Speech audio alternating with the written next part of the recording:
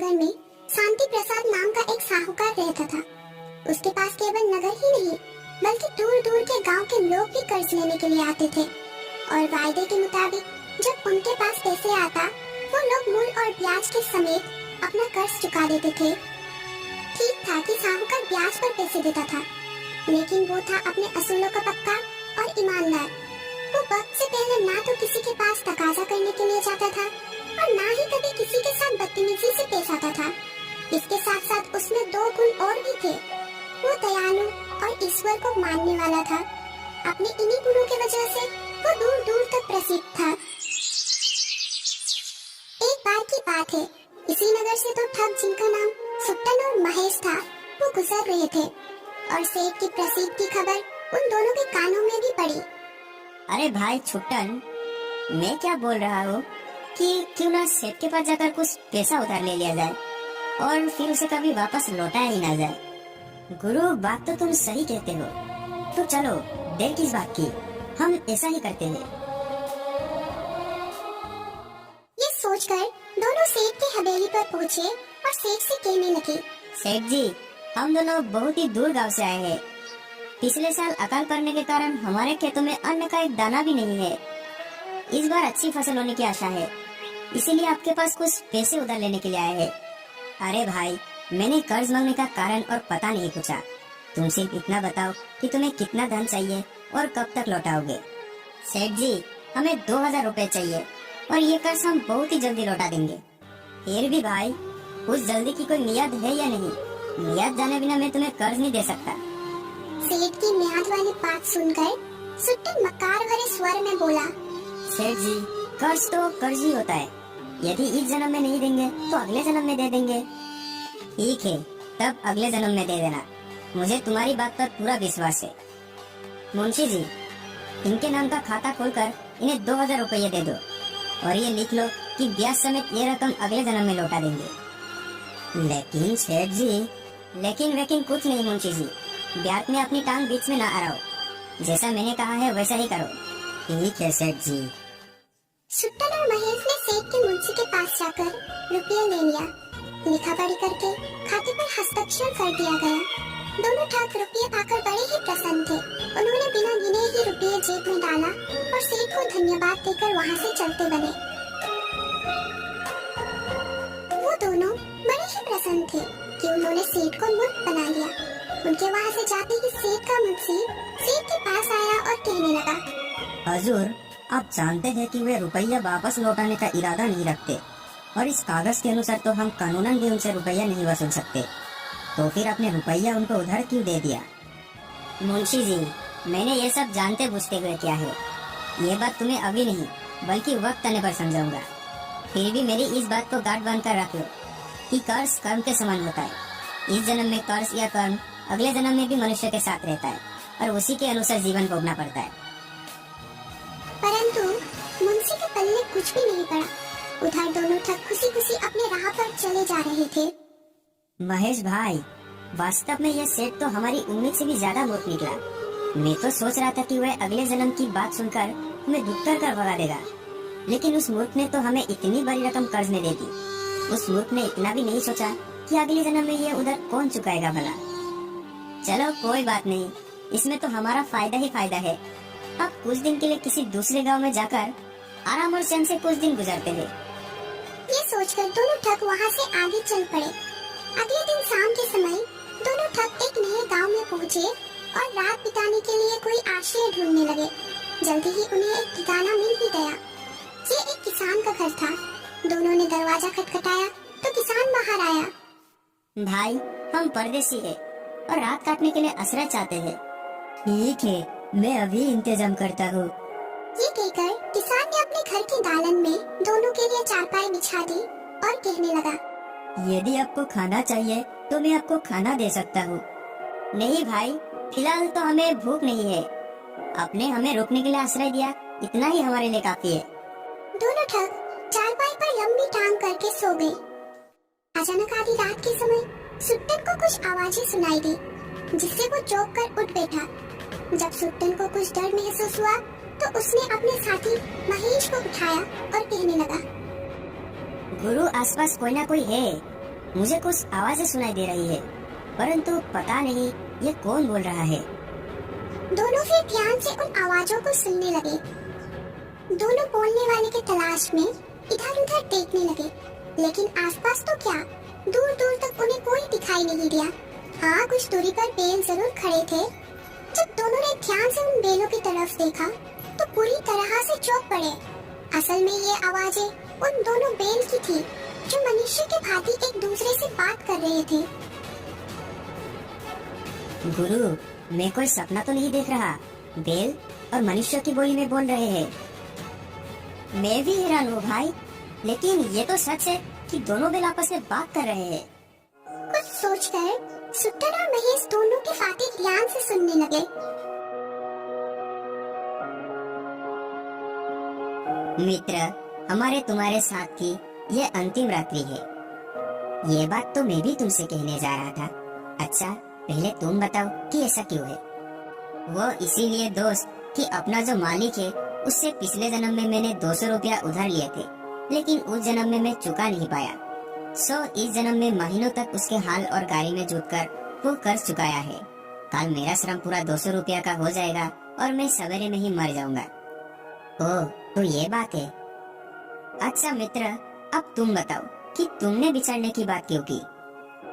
तुम खुशकिस्मत हो मित्र कि तुम्हें कम कर्ज लेने के कारण शीघ्र ही छुटकारा मिल जाएगा, लेकिन मेरे भाग्य में अभी महीनों और दुख झेलना लिखा है। कल एक आदमी आएगा जो इस किसान से मुझे छीन कर ले जाएगा और फिर अगले कई महीनों तक मुझे उस आदमी की यातनाएं सहनी पड़ेगी। लेकिन और दूसरा आदमी तुम्हें इस बुरे किसान के पास से क्यों ले जाएगा? उसे वाला वो किसान अपना बैल क्यों देगा? भाई, यही मेरा भाग्य है। तभी तो यह बुरा किसान उस व्यक्ति से कर्ज लेकर अभी तक चुका नहीं पाया। कल वो व्यक्ति आकर अपनी रकम मांगेगा और किसान के ना देने पर वह मुझे डांडे मारते हुए अपने साथ ले जाएगा। ओह, तब तो सचमुच ये काफी दुख झेलने वाली बात है। मुझे तुम्हारे साथ पूरी हमदर्दी है मित्र। ये मेरे पिछले जन्म का कर्म है मित्र, इसीलिए इस जन्म में भोगना ही पड़ेगा, वरना ईश्वर हमें इस जन्म में बैल ही क्यों बनाता। ठीक कहते हो मित्र। खैर छोड़ो इन बातों को। मुझे और तुम्हें तो अपनी अपनी कर्मों का सजा मिल गई है या मिल जाएगी, लेकिन मुझे तो दुख उन दोनों आदमियों के लिए हो रहा है जो कुछ समय पहले इस किसान के मेहमान बनकर आए हैं। क्या मतलब है? उन लोगों ने ऐसा क्या किया? बेलों की बात सुनकर दोनों ठगों के कान खड़े हो गए और वो ध्यान से सुनने लगे। उन्होंने क्या किया? अरे भाई, ये पूछो कि उन्होंने क्या नहीं किया। वे दोनों ठग अब तक ना जाने कितने व्यक्तियों को ठग चुके हैं और इस समय भी एक नगर के सेठ को ठग कर कर्जा लेकर यहाँ पर आए हैं। तब तो उन्हें कर्जा चुकाने के लिए अगले जन्म में सेठ का गधा बनना पड़ेगा। उनकी बातें सुनकर सुट्टन और महेश का होश उड़ गया। गुरु, सुना तुमने? इन दोनों को पिछले जन्म का कर्ज चुकाने के लिए बेल बनना पड़ा। हाँ, और हमें इस जन्म का कर्ज चुकाने के लिए अगले जन्म में गाधा बनना पड़ेगा। नहीं नहीं भाई, अब मैं सेठ का कर्जा अपने सर पर नहीं रखूंगा। मैं उसके पैसे वापस कर दूंगा और बाकी का सारा जीवन दीन दुखियों की सेवा में गुजार दूंगा, ताकि मेरे सारे पाप इस जन्म में धुल जाए। तो ठीक है गुरु, हम सुबह होते ही चांदपुर जाएंगे और सेठ जी को उनका रुपया लौटा देंगे। साथ ही साथ ठगी का ये धंधा भी छोड़ देंगे और मेहनत और ईमानदारी की रोटी कमा कर खाएंगे। इसके बाद वो दोनों ठग सो गए, परंतु सोने के बाद भी उन्हें चैन नहीं था। उन्हें सपने में भी वो दोनों बैल ही दिखाई दे रहे थे। जब सुबह वो दोनों जगे तो ये देखकर हैरान थे कि किसान का एक बैल सचमुच ही मर चुका था और किसान रो रो कर दुखी हो रहा था। गुरु, उन दोनों बैलों की बातें बिल्कुल सच निकली। उनमें से तो एक ने दम ही तोड़ दिया। हाँ, वह अपने मालिक के पिछले जन्म के कर्ज से मुक्ति पा चुका है। अभी कुछ देर ही गुजरी थी कि तभी वहाँ पर एक आदमी आया और वो किसान से कहने लगा, अरे भाई, तुमने मेरा कर्ज अभी तक नहीं उतारा, अब तुम्हें इसका परिणाम भुगतना पड़ेगा। मैं तुम्हारे बैल को ले जा रहा हूँ। भाई, मैं जल्द ही आपका कर्जा उतार दूंगा, मेरे बैल को छोड़ दो। देखो तो सही, मेरा एक बैल पहले से ही मर चुका है, मुझ पर दया करो। उस आदमी ने बिल्कुल भी दया नहीं दिखाई और वो किसान के दूसरे बैल को डंडे मारते हुए अपने साथ ले गया सारी घटना दोनों ठग अपनी आंखों से देख रहे थे। दोनों ठगों ने उसी समय अपना सारा सामान समेटा और शामपुर के लिए रवाना हो गए। एक दिन के लंबे सफर के बाद दोनों ठग सेठ शांति प्रसाद की हवेली पर जा पहुँचे। सेठ जी हमें बचा लीजिए, हमें पाप के गड्ढे में गिरने से बचा लीजिए। अरे भाई, कौन हो तुम दोनों? हमें इतनी जल्दी भूल गए सेठ जी? हम दोनों महेश और छुट्टन है। कल ही तो आपसे 2000 रुपए लेकर गए थे। सेठ जी, ये दोनों तो वही है जो कल आए थे। मैं अभी खाता निकल कर इनका हिसाब बताता हूँ। हाँ सेठ जी, मैं अभी इनका खाता देखकर आपको बताता हूँ कि इनके नंबर कितने रुपए है। हुजूर, हम अपना कर्ज आपको सूद समेत लौटाना चाहते हैं। ये लीजिए आपके 2011 रुपए और हमारा नाम काट दीजिए। नहीं भाई, मैं कर्ज की अदाई इस तरह से नहीं लेता। मैं अपनी वसूलों का पक्का आदमी हूँ। रकम लौटाने का जब तुमने वायदा किया था, मैं उसी समय पर कर्ज वापस लूंगा। तुमने अगले जन्म में कर्ज लौटाने की बात कही थी, अब मैं अगले जन्म में ही लूंगा।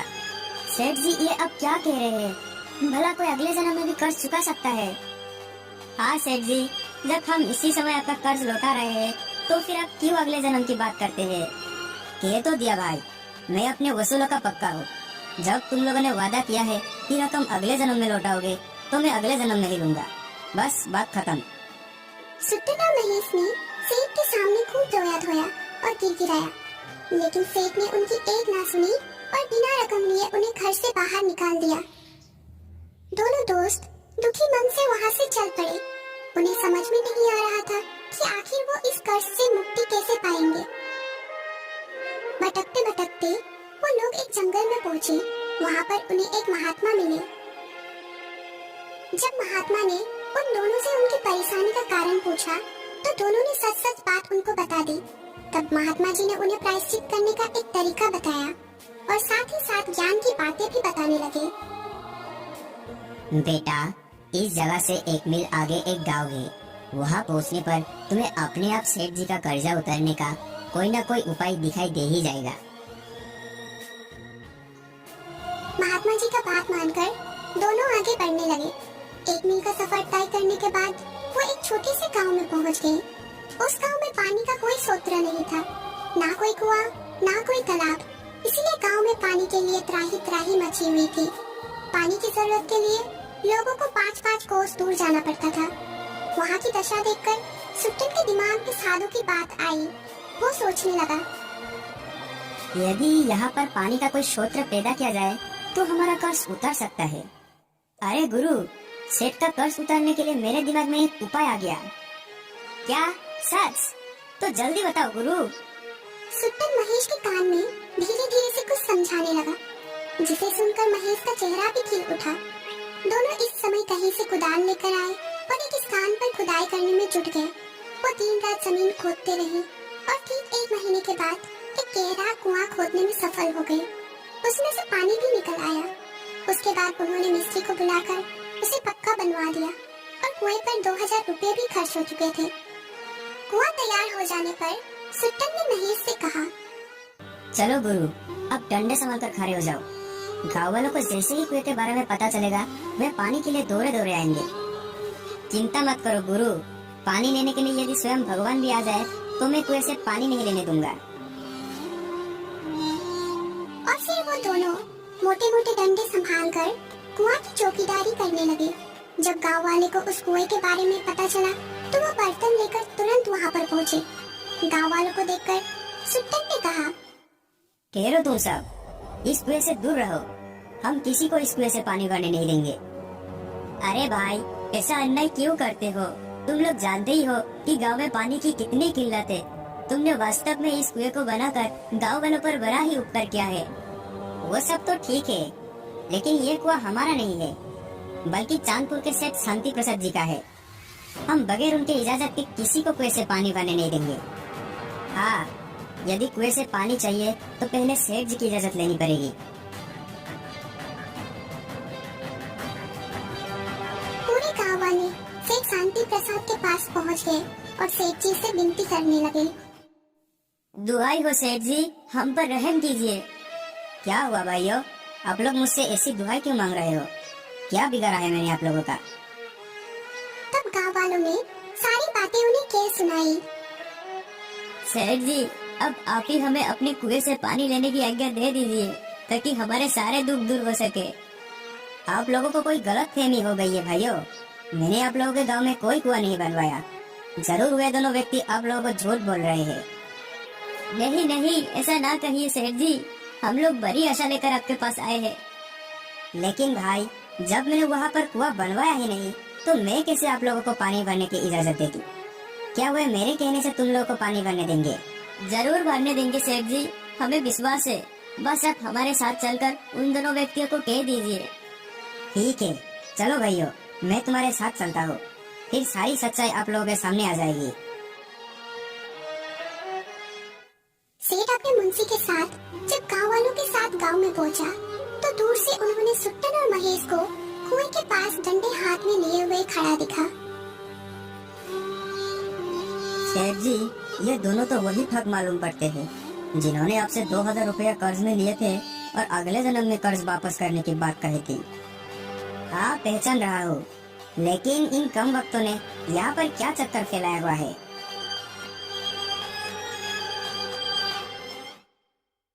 क्यों भाई, तुमने यहाँ पर क्या चक्कर फैलाया है? इस कुएं को तुम गांव वालों को मेरा कुआं क्यों बता रहे हो? हमने कोई चक्कर नहीं चलाया सेठ जी, ये कुआं आपका ही है। इसीलिए हमने गांव वालों को बिना आपकी आज्ञा के पानी भरने से मना कर दिया था। यदि आप आज्ञा देंगे तो हम इन्हें पानी भरने देंगे, हमें कोई आपत्ति नहीं होगी। भला ये क्या बकवास है? जब मैंने कुआं बनवाया ही नहीं तो उसमें मेरी आज्ञा की क्या जरूरत है? ये ठीक है सेठ जी कि आपने कुआं नहीं बनवाया, लेकिन इसमें रुपए तो आपके ही लगे हैं ना। मेरे रुपए? वो कैसे भाई? सुनिए, मैं बताता हूँ। हमने जो 30-32 दिन पहले आपसे 2000 का कर्ज लिया था, उसी से ये कुआं बनवाया है।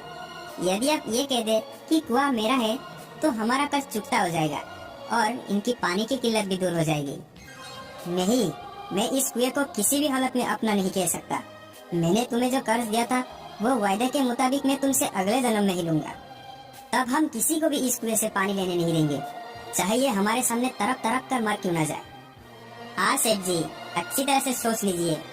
यदि ये बिना पानी के मर गए तो इसका पाप आपके ही सर पर होगा, और यदि आप इसे अपना कुआं कहकर इन्हें पानी लेने देंगे तो इनका पुण्य और दुआएं भी आपको ही मिलेगी। उन दोनों की बात सुनकर गांव वाले भी सेठ जी के आगे गिड़गिड़ाने लगे। हाँ सेठ जी, कह दीजिए। सेठ शांति प्रसाद उलझन में पड़ गया। कुछ देर तक सोचने के बाद वो बोले, ठीक है भाई, तुम दोनों चालाक इंसान सीखे और मैं हारा। आज से इस कुएं को मैं अपना मानता हूँ और तुम्हें अपने कर्ज से मुक्त करता हूँ। गांव वाले बड़ी खुशी से जय जयकार करते हुए अपने घरों से बर्तन लाने के लिए चल पड़े।